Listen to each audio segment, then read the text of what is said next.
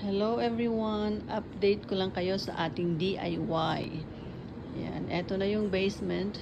Actually, nabili namin itong bahay na to na unfinished basement. So, eto yung binild namin na temporary laundry room. Ayan, panoorin nyo na lang sa aking past video.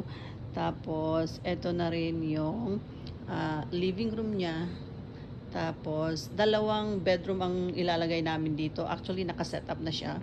Ito yung first bedroom dito. Ayan. Tapos, ito rin yung future washroom.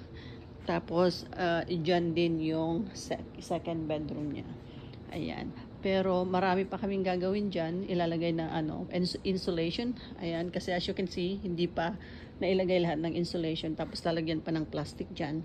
Dahan-dahan lang guys ang paggawa namin dito kasi as you all know na nagtatrabaho yung aking asawa ay kaya konti-konti lang ang nagagawa every day.